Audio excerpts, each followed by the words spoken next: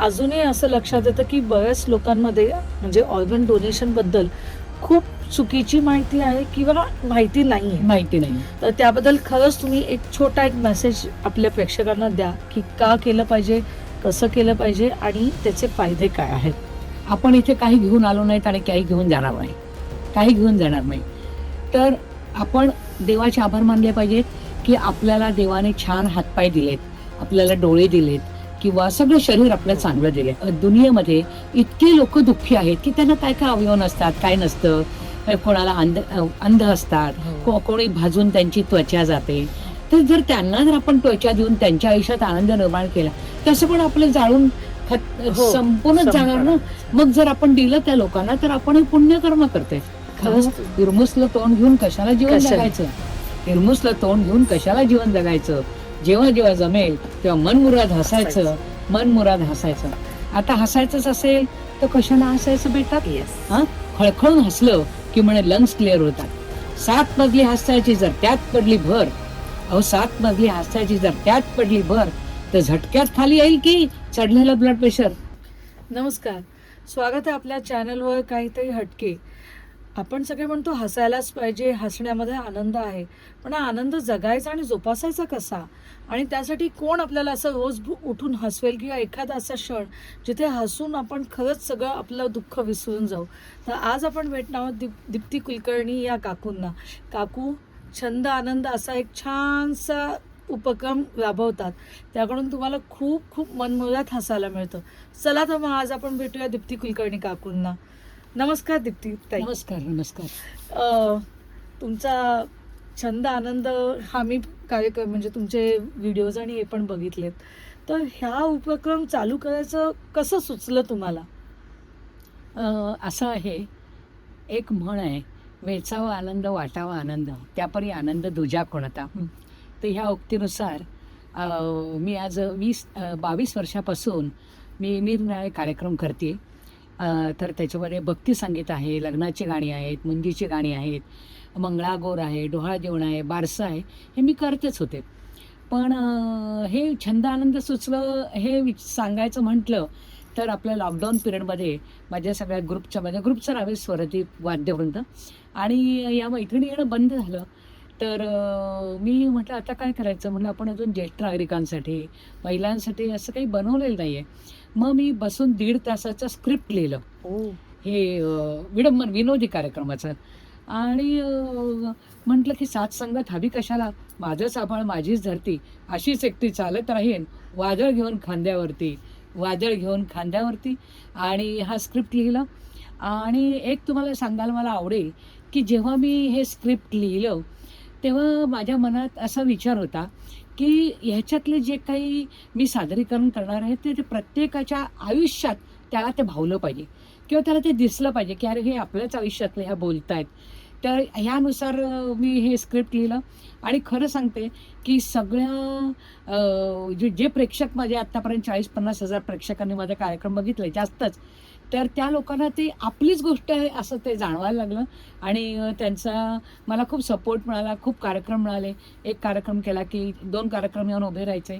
तर त्याच्यामुळे माझे कार्यक्रम सुरू झाले. मग ठरवलं थांबायचं नाही, आता थांबायचं नाही, आणि कार्यक्रम सुरूच ठेवले. या सगळ्या कार्यक्रम जोपासताना तुम्ही विविधता कशी राखताय?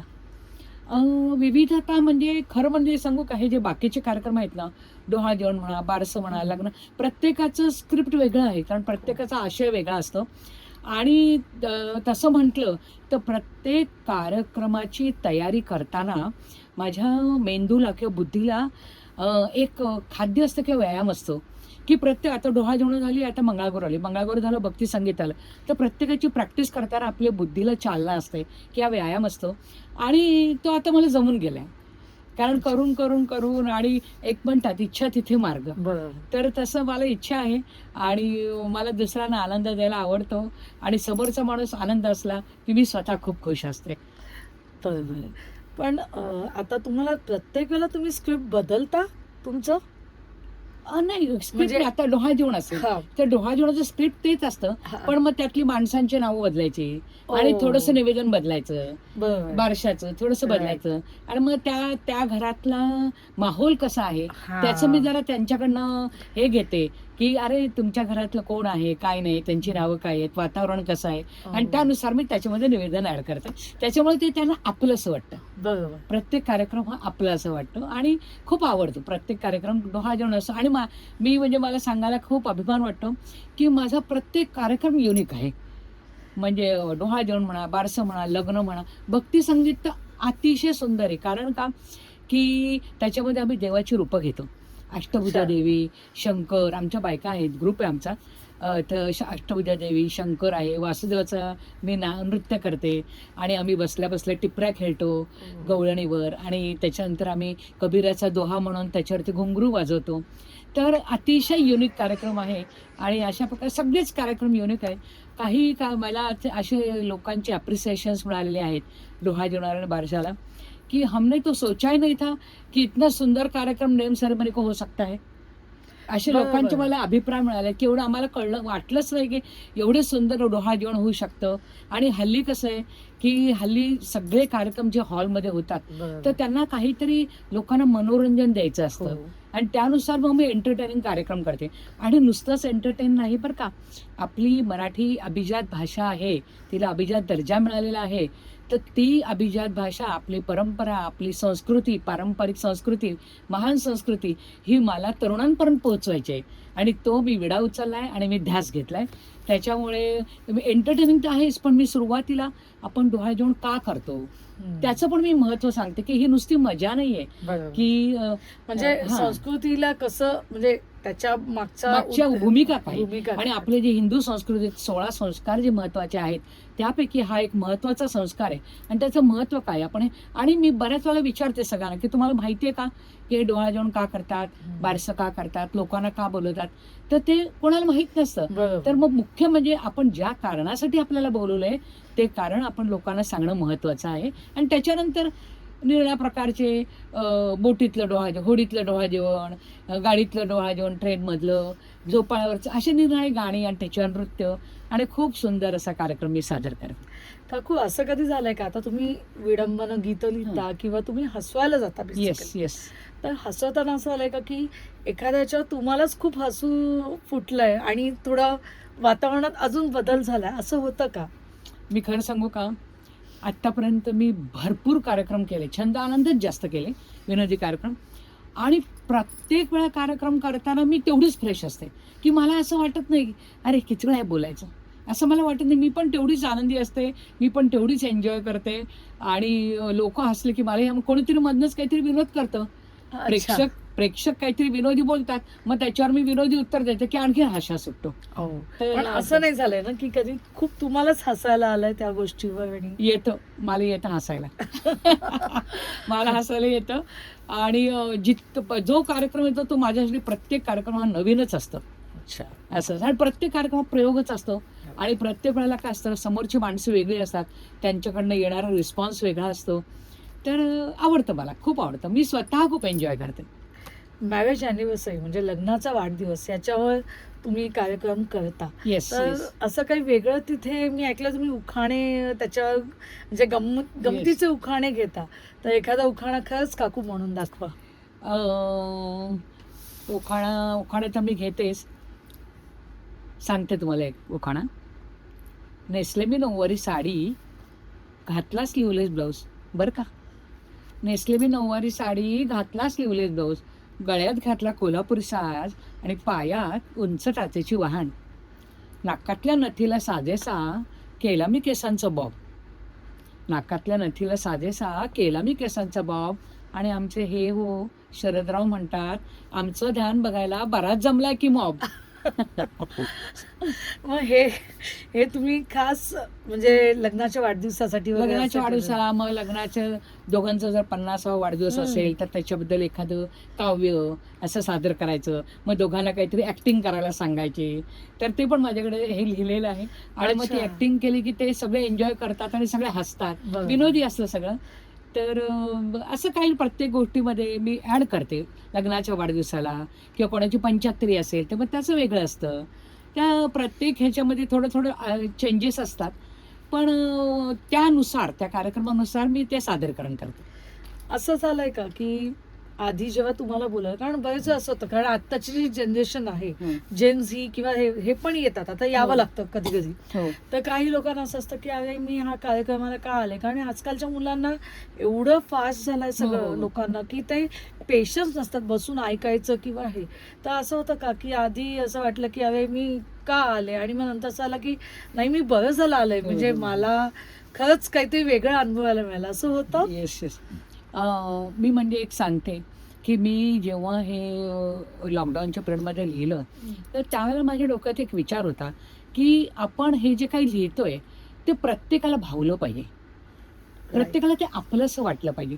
आणि खरोखर मी असे कार्यक्रम केले, यंग जनरेशन पण आलेली आहे. तर ती मंडळी मला म्हणतात, की "काकू तुम्ही हे जे म्हणलात ना, तर त्याच्यामध्ये आम्ही आमच्या आई-वडिलांना बघतो." हो.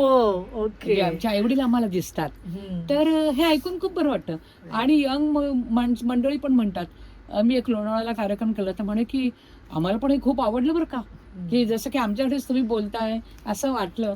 म्हणजे असे अभिप्राय तर खूप येतात, की यंग जनरेशनला पण ते आवडतं आणि ते आपले आई-वडील त्याच्यामध्ये बघतात. मग एखादा असा अनुभव जिथे खूप सगळे हसलेत आणि काहीतरी, म्हणजे तुमचा साचा ठरलेला होता कार्यक्रमाचा एक, पण म्हणजे त्यातला वळण आलं दुसरं काही, असं झालंय? म्हणजे हां, हां. प्रेक्षकांमुळे म्हणा हां, किंवा हे हां. की खूप हसलेत आणि मग काही. नाही हसतात आणि मला जे अभिप्राय मिळतात ना लोकांचे, की आत्ता मी कांदिवलीला कार्यक्रम केला आचार्य अत्रे कट्ट्यावर, तर ते गृहस्थ कार्यकर्ते मी त्याच्यातले मुख्य कार्यकारी मंडळातले मला म्हणाले, की आजचा आमचा 215वा कार्यक्रम आहे. पण ह्या 215 मध्ये सगळ्यात अप्रतिम कार्यक्रम तुमचा झाला. तर ते ऐकून माझं मन भरून येतं, की आपण जे लिहिलंय मी स्वतः, कारण आपलं काही पूर्वी जे आम्ही दिवस जे आपले झाले आहेत, की नोकरी, संसार, मुलांची शिक्षणं, सगळं हे जे आपलं सामान्य स्त्री जशी असते, तसं आपलं संसार. आणि त्याच्यानंतर हे अचानक ही कलाटणी मिळाली. एक नोकरी सोडल्यानंतर, व्ही-आर-एस घेतल्यानंतर आणि हा मी कार्यक्रम लिहिला आणि लोकांना तो एवढा आवडतं म्हणल्यावर मला खूप भारी वाटतं, की अरे आपण काहीतरी करू शकतो आणि आपण लोकांना आनंद देऊ शकतो. आणि खरं सांगते का, आनंद देण्याशिवाय आणि हसण्याशिवाय जीवनात आहे काय दुसरं? काय आहे? ते तर आहे. तर त्याच्यामुळे आनंद आणि हास्य हे खरं म्हणजे फुकट आहे. परंतु तेच हल्ली दुर्मिळ झालेलं आहे. तर मी ठरवलं, की आपण लोकांना आनंद द्यायचा आणि त्यांच्या चेहऱ्यावरती हास्य फुलवायचं. विडंबनाचं गाणं पहिलं तुम्ही लिहिलं ते ऑफिसमध्ये लिहिलं, हो. त्याचं थोडा एक किस्सा सांगाल का? अ, खरं सांगू का? मी विडंबनाची गाणी म्हणजे ऑफिसमध्ये पण असताना कधी मधनं-मधनं असं म्हणायची लंचमध्ये वगैरे, तर सगळे हसायचे. आणि मला असं म्हणजे मला असं एक गृहस्थ बोलले, की "तुम इधर एयरपोर्ट अथॉरिटी में क्या कर रही हो? तुम्हारा ये क्षेत्र नहीं है. तुम उधर जाके काम करो. कलाकार बनो तुम." तर ते माझ्या डोक्यात बसलं. की अरे इधर क्या कर रहे तुम? पण नंतर योगायोगाने व्ही-आर-एस घेतली काही कारणामुळे आणि मग मी म्हटलं चला आपल्याला काहीतरी आवड आहेच आहे, तर आपण करूया. आणि त्या दृष्टीने मी सगळे काही विडंबन गीतं रचली, काही मला मिळाली आणि मग त्याच्यावर मी निवेदन लिहिलं. आणि प्रत्येक कार्यक्रमाला साधारण गाणी तीच असतात. पण निवेदन जसा कार्यक्रम असेल किंवा आता वाढदिवस असेल तर निवेदन बदलायचं, की कारण निवेदनावर गाणं खुलतं. कुठलंही गाणं तुम्ही निवेदन किती इफेक्टिव्ह करता त्याच्यावर ते गाणं खुलतं आणि माणूस त्या अँगलनी त्या गाण्याकडे बघायला लागतो. तर मग निवेदन बदलायचं आणि गाणं सादर करायचं. तर अशी गाणी मी सादर करते. एखादं विडंबन गीत अ, थोडस. अ,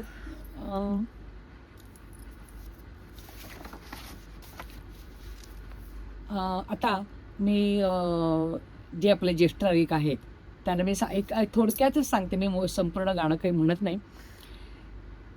जगून झाले, जगून झाले आता इथवर सर्वांसाठी. चला दोस्त हो जगूया थोडं आपुल्यासाठी. चला दोस्त हो जगूया थोडं आपुल्यासाठी. आले आता वृद्धत्व हो आपुल्या गाठी. आले आता वृद्धत्व हो आपुल्या गाठी. चला दोस्त हो जगूया थोडं आपुल्यासाठी, चला दोस्त हो जगूया थोडं आपुल्यासाठी, चला दोस्त हो जगूया थोडं आपुल्यासाठी. बरं, हे ऐकल्यावर नक्कीच जे ज्येष्ठ नागरिक आहेत त्यांना खरंच वाटत असेल की निदान एवढा क्षण तरी आपण स्वतःसाठी जगलं येस पाहिजे. येस. पण ह्याच्यामध्ये तुम्हाला किती अभिप्राय किंवा अनुभव आले त्याचं थोडंसं मला एक छान सांगाल का? की म्हणजे तुम्ही गेलात आणि मग लोकांना खूप आवडलं आणि त्याचे वेगळे अभिप्राय किंवा वेगळे अनुभव किंवा रिपीटेड जे तुम्हाला येतात ते कसे येतात? अभिप्राय तर माझ्याकडे खूप आहेत, खूप आहेत आणि ते सगळं सांगणंही शक्य नाही. पण मला सगळ्यात आवडलेला आत्ता मी तुम्हाला सांगितला तोच अत्रे कट्ट्यावरचा, की सगळ्यात अप्रतिम कार्यक्रम हा. आणि जेवढ्या जेवढ्या ज्येष्ठ नागरिक संघात मी कार्यक्रम केलेत बऱ्याच ठिकाणी, की आमच्याकडे झालेला सगळ्यात अप्रतिम कार्यक्रम हा आहे असा अभिप्राय येतो. आणि त्याच्यानंतर मी भांडूप ज्येष्ठ नागरिक संघामध्ये मी कार्यक्रम केला. त्यांचे अध्यक्ष आहेत भुटे साहेब म्हणून. ते म्हणाले, आज आज आमची छाती 56 फीट हो गई. म्हणजे हे असं. आणि मी ह्याला सुयोग महिला मंडळ अंबरनाथला कार्यक्रम केला, तर मागच्या वर्षीच केला त्यांच्या वर्धापन दिनाला. तर त्या म्हणाल्या की आज आम्हाला दीप्तीताईंच्या रूपात एक रत्न सापडलं. तर असं जेव्हा लोकांकडनं अभिप्राय येतात तेव्हा खरंच माझं मन आनंदाने भरून येतं, की आपण जे काय उपक्रम केलेला आहे ते लोकांना आवडतंय आणि लोक हसताय आणि लोक म्हणतात, मी नवरा विसरले, मुलं विसरले, सगळं घर विसरले, संसार विसरले, पण आज ह्या आनंदामध्ये मी एवढं एन्जॉय केलं की आज आमचं आपण हे काय म्हणतो ना, टाळ्या वाजवतो, तर आमचा व्यायाम झाला. आणि सगळेजण, आता मी तुम्हाला एक इकडे महिला मंडळ दादर महिला समाज, तर तिकडे एक महिला मला म्हणाल्या की मी आता सगळ्या शाळांमधनं सांगणार की तुमचा कार्यक्रम ठेवा म्हणून. म्हणजे हे जेव्हा लोकांचे अभिप्राय येतात ना, तेव्हा नाही म्हटलं तरी लोकांची पावती, लोकांचं प्रेम, हाच आणि आनंद हीच माझी खरी मला मिळालेली पोचपावती आहे, किंवा हेच माझं मानधन आहे. बरोबर. हेच तुम्ही जेव्हा वृद्धाश्रमात कार्यक्रम करता तो निशुल्क करता, ह्याच्या मागचं उद्दिष्ट काय आहे आणि हे तुम्ही करता आणि कसं हे लोकांना सांगा. कारण वृद्धाश्रमात आज गरज आहे की ते फार लांब राहिलेले असतात आपल्या मुलाबाळांपासून. कधी कधी अगदीच मुलांना जमत नाही, घरी कोणी नसतं म्हणून त्यांना ठेवावं लागतं, बरोबर, म्हणजे परिस्थितीनुसार. पण मग त्यांना जो आनंद हवा आहे तो असा जर मिळत असेल तुमच्या रूपाने, म्हणजे 1-2 तास त्यांचे खूप सुंदर जाणं असतील, तर नक्कीच तुम्ही सांगा की तुम्ही वृद्धाश्रमात करताय आणि कसं हे सुचलं. कारण हे आपल्या प्रेक्षकांना कळलं तर ते नक्कीच तुम्हाला बोलवतील. म्हणजे माझी अशी इच्छा आहे की वृद्धाश्रमात तरी तुम्ही हा आनंद पसरवावा. तर थोडं सांगा त्याबद्दल. तुम्ही वृद्धाश्रमांचा किंवा वृद्धांचा विषय काढलाय, तर सर्वप्रथम मी माझ्या आईवडिलांचं आणि माझ्या सासूबाईंचं स्मरण करते. कारण त्यांच्याबद्दल मला नितांत प्रेम आणि आदर आहे. आणि खरं म्हणजे आपल्याला हे जे संस्कार झालेले आहेत की आपण आता ह्या ठिकाणी आहोत, तर हे त्यांच्यामुळेच आहोत. आपल्या घरातले वृद्ध तर त्यांच्यावर माझं अत्यंत प्रेम आणि त्या सगळ्यांबद्दल मी खूप आदर सगळ्यांना सांगते, आदर आहे मला. आता हे घरातले वृद्ध झाले, पण वृद्धाश्रमात मी कार्यक्रम करते निःशुल्क. गरीब वृद्धाश्रमात मी निःशुल्क कार्यक्रम करते. कारण आपण मंडळी बाहेर सिनेमाला जातो, फिरायला जातो, आणखीन गेट टुगेदर करतो, सगळं करतो, तर आपल्याला आनंद चहूकडून मिळतो. परंतु वृद्धाश्रमातले वृद्ध आहेत ना, खरं म्हणजे ते दुःखी असतात किंवा त्यांची मुलं त्यांच्याजवळ नसतात आणि त्यांना सारखी मुलांची आठवण येते. तर मग असं वाटतं की आपण त्यांच्या जीवनात जरा 2 तास आनंदाची दिली, आपल्याकडे आहे ना कला, मग आपण त्यांना थोडासा आनंद देऊया. म्हणून मग मी गरीब वृद्धाश्रमामध्ये मी हे जाऊन कार्यक्रम निःशुल्कपणे करते. आणि सगळ्या वृद्धाश्रमात मला खूप चांगला रिस्पॉन्स मिळतो. आणि मी सांगू तुम्हाला, मी आत्तापर्यंत अमेरिकेत कार्यक्रम केले, 5 कार्यक्रम, युरोपमध्ये 2 केले, काश्मीरला केला आहे, इकडे मोठे कुठे कर्नाटकात केलं आहे, आणि आत्तापर्यंत 302 सगळे मिळून कार्यक्रम केले. पण मला सगळ्यात जास्त आनंद होतो आणि सॅटिस्फॅक्शन मिळतं वृद्धाश्रमात कार्यक्रम. कारण ज्यांना खरी गरज आहे ना, त्यांच्यासाठी माझा उपयोग होतोय. मी एक तुम्हाला सांगते की ब्रह्मदेव, आपण प्रत्येकाला तर आज उद्या जायचंच आहे वर. ब्रह्मदेवाने मला विचारलं की काय गं, मी तुला एवढी कला दिली, त्याचा तू काही उपयोग केलास की नाही? तर मी ब्रह्मदेवाला नक्की सांगेन की मी उपयोग किती केला हे मी सांगू शकत नाही, परंतु ह्यामुळे मला लोकांचं प्रेम आणि आपुलकी मात्र भरपूर मिळाली. इकडे पुण्याला एक वृद्धाश्रम आहे सिल्वर रूम, तिकडे एक बँगलोरची बाई आजी होत्या त्या, तर त्यांचे 2 मुली बँगलोरला असतात. त्यांनी कार्यक्रम झाल्यावर मला अशी मिठी मारली आणि रडायला लागल्या ना, तर मला असं वाटतं की माझी आईच मला भेटली. म्हणजे इतकं त्यांच्याकडे मी माझ्या आईच्या रूपात बघितलं, की इतकं त्यांना वाटलं की खूप छान वाटलं आम्हाला आणि खूप प्रेम वाटलं. तर असे अभिप्राय मिळाले की खूप बरं वाटतं. बरं. तुम्हाला फक्त प्रेम, आनंद तुम्ही दिलात, पण त्याबद्दल तुम्हाला खूप पारितोषिकही मिळालेली आहे. Yes yes. त्याबद्दल थोडं सांगाल का? मला आत्तापर्यंत टोटल 17 पुरस्कार मिळालेले आहेत. राज्यस्तरीय आहेत, राष्ट्रीय आहेत, आंतरराष्ट्रीय आहेत आणि कलारत्न, कला सन्मान, समाजरत्न बरेच पुरस्कार मिळालेले आहेत. आणि आत्ता लेटेस्ट पुरस्कार स्वयंसिद्धा राष्ट्रीय पुरस्कार मिळाला आहे. लेटेस्ट पुरस्कार मिळाला आहे म्हणजे जीवन गौरव पुरस्कार मिळाला आहे मला, the life time achievement award. आणि त्याच्यानंतर आत्ता 5 मार्चला महिला दिनानिमित्ताने रोटरी इंटरनॅशनल क्लब आपला मुंबई भांडूप यांचा, मुलुंड भांडूप यांच्यातर्फे मला त्या अनसंग वुमन हिरो म्हणून मला पुरस्कार मिळाला आहे. नंतर बिस्ट टायकॉन ह्या कंपनीतर्फे मला the best influencer woman senior woman of India, the best influencer senior woman of India हा पुरस्कार मिळालेला आहे. खूप पुरस्कार मिळाले आहेत आणि खूप छान वाटतं, खूप मस्त वाटतं. एवढी एनर्जी आणता कुठून? एनर्जी म्हणजे कारण नुसतं मी बघितलं तुम्ही गाता किंवा विडंबना गीतं बसून म्हणत नाही, तर तुम्ही नाचता देखील. Yes. मी तुमचे व्हिडिओज बघितलेले आहेत. तर एवढी एनर्जी ह्या वयात येते कुठून, ह्याचं खरंच म्हणजे प्रेक्षकाला बेसिकली माझं तत्व हे आहे जीवनाचं की कॉम्प्रोमाइज अँड पॉझिटिव्ह ॲटिट्यूड, की सगळ्यामध्ये पॉझिटिव्हली बघायचं, कोणाचा द्वेष करायचा नाही, कोणाचा राग करायचा नाही किंवा कोणाच्या पुढे जायचं आहे हे नाही. आपण आपल्या गतीने आपण जात राहायचं, की म्हणजे असं कोणाच्याबद्दल काही वाईट भावना मनामध्ये आणायची नाही. आणि त्याच्यामुळे मला खूप पॉझिटिव्ह एनर्जी मिळते. आणि मला असं वाटतं की की मी खूप सॅटिस्फाईड बाई आहे, समाधानी आहे, की मला कोणाबद्दलही हेवा वाटत नाही की हा माणूस माझ्यापेक्षा इतका पुढे, तो माणूस पुढे. मी आहे त्याच्यामध्ये समाधानी आहे आणि म्हणून माझ्याकडे ही चेतना येते, हे चैतन्य येते आणि मी कार्यक्रम करू शकते. हे खूप छान बोललात काकू तुम्ही, कारण हे आजच्या पिढीला खूप गरजेचं आहे.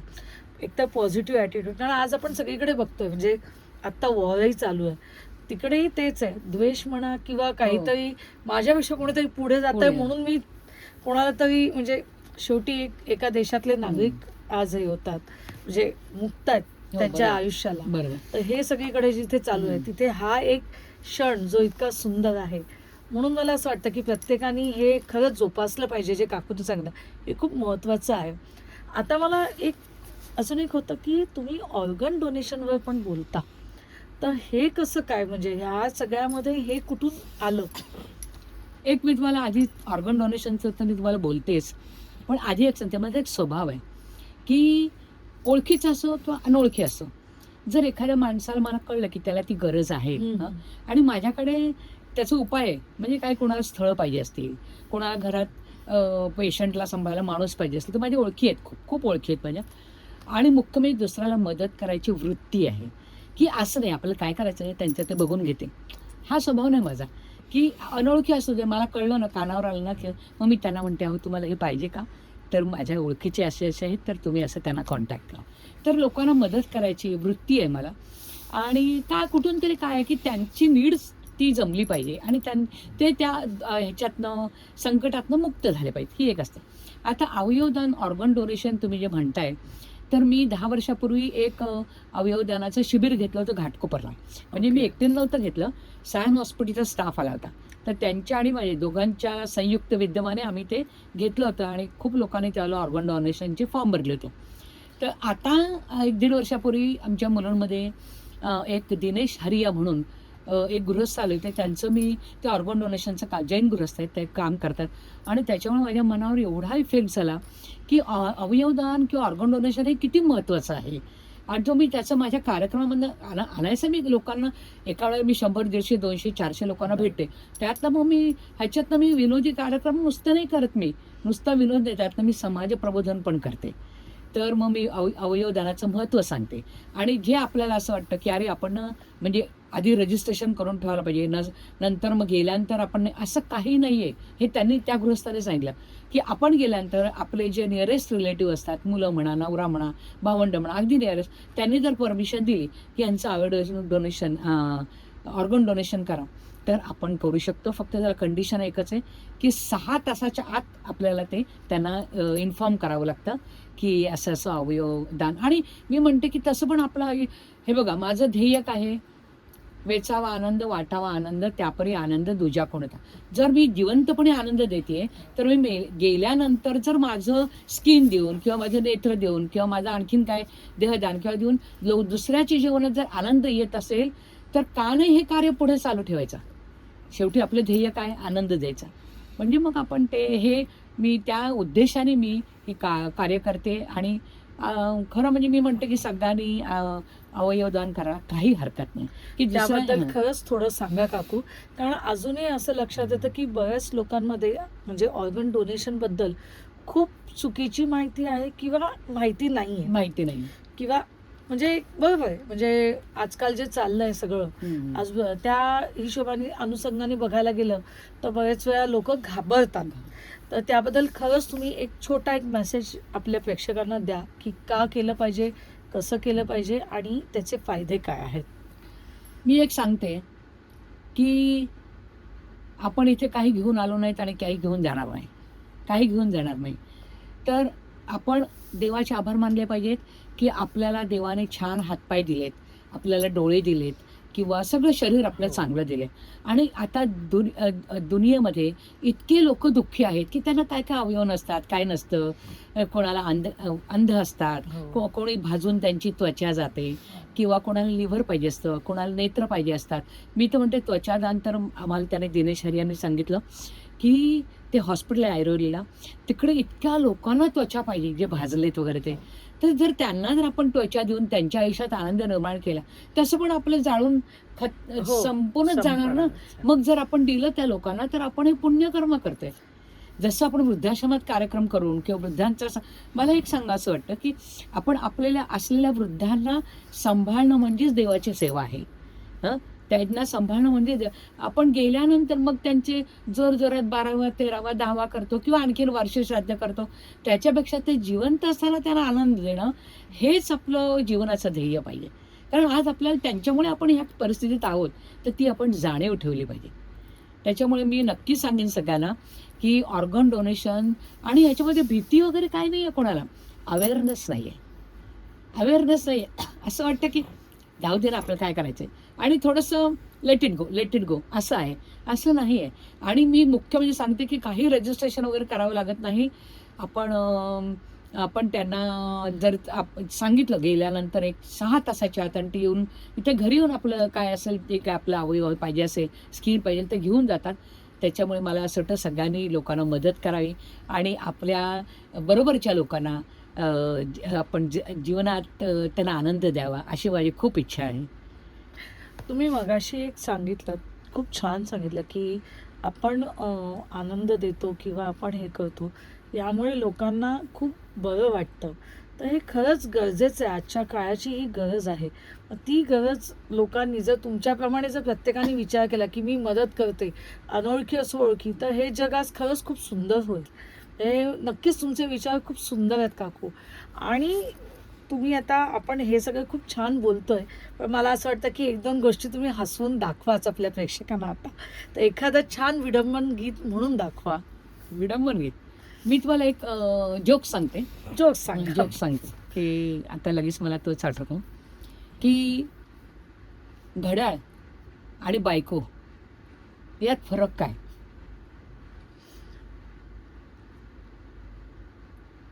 काय सुचतंय? घड्याळ आणि बायको यात फरक काय. सगळे तंतोतंत टाईमनुसार चालतात. मी सांगते. घड्याळ बिघडलं की बंद पडतं, आणि बायको बिघडली की चालू पडते, सुरू होते. तर हे लोकांना खूप भावतं बरं का. मी जेव्हा हे सांगते ना की त्यांना स्पेशल खूप नवऱ्यांना. हा नवऱ्यांना. आणि मी ह्याचं उत्तर मी नवऱ्यांनाच विचारते की तुम्ही सांगा की घड्याळ आणि बायको यात फरक तो काय. तुम्हाला घरातून काय उत्तर मिळालेलं? आमच्या घरातनं काय आता त्यांना सवय झाली माझी. पण त्यांची साथ होती म्हणूनच येस हे येस येस, झालं.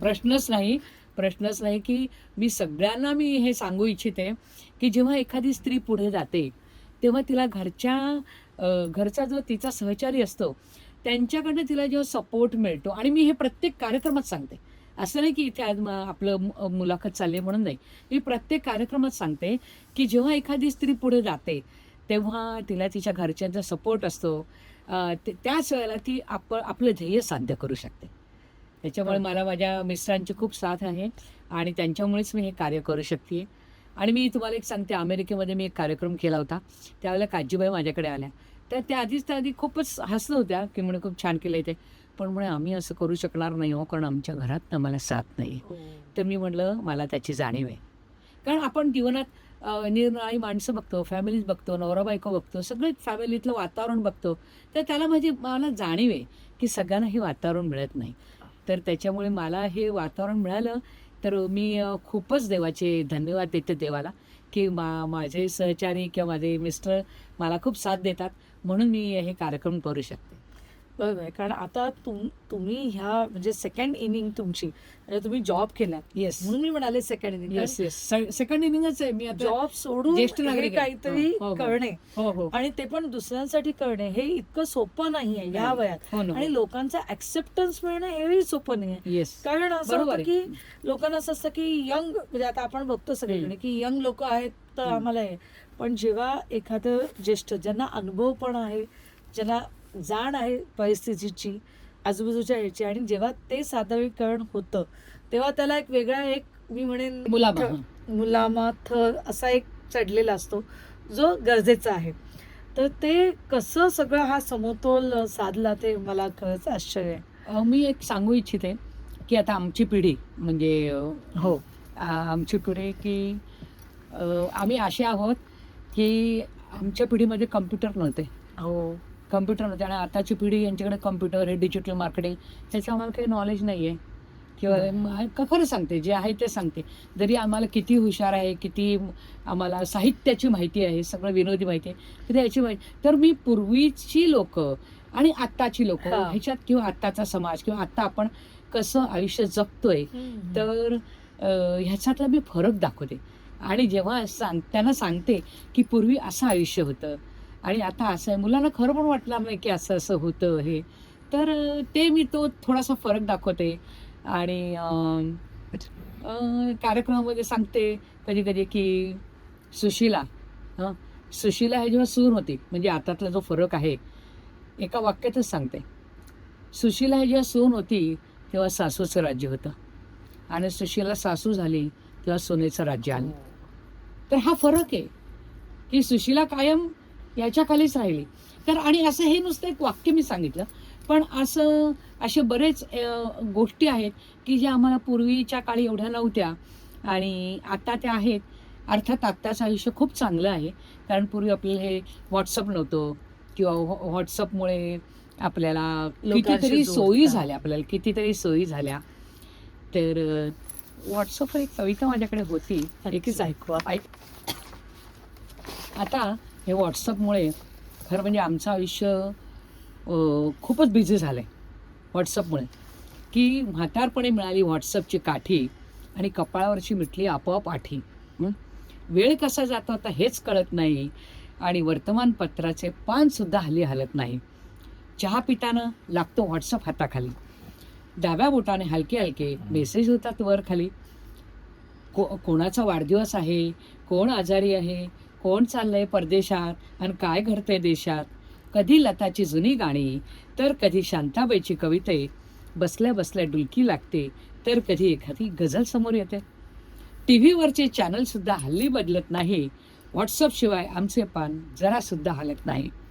वय जरी होत चाललं, हातपाय जरी थोडे थकले, तरी व्हॉट्सअपच्या औषधाने मन मात्र रिलॅक्स झाले.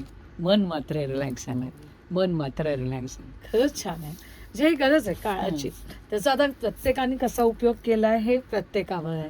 पण येस, मी बघितलं बरेचसे ज्येष्ठ नागरिक आजकाल व्हॉट्सअपवर जुनी गाणी ऐकतात, हो हो पिक्चर बघतात किंवा एकमेकाला मेसेज पाठवतात. म्हणजे जी टेक्नॉलॉजी नव्हती, म्हणजे मी म्हणेन माझ्याही लहानपणी फोन आणि हे नव्हते, मोबाईल पण नव्हते.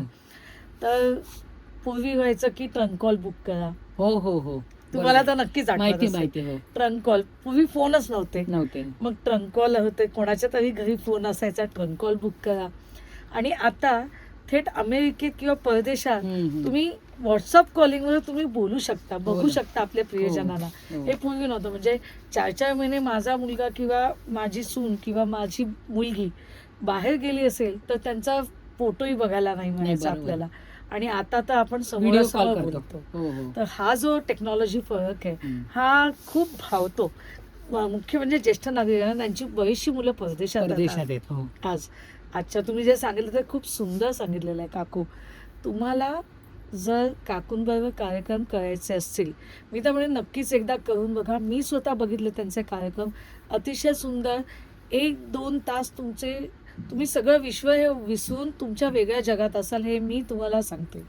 तुम्ही नक्कीच काकूंबरोबर कार्यक्रम करा. त्याच्यासाठी काकूंचं नाव आणि नंबर आपण डिस्क्रिप्शनमध्ये दिलेले आहे. त्यांना नक्की कॉल करा.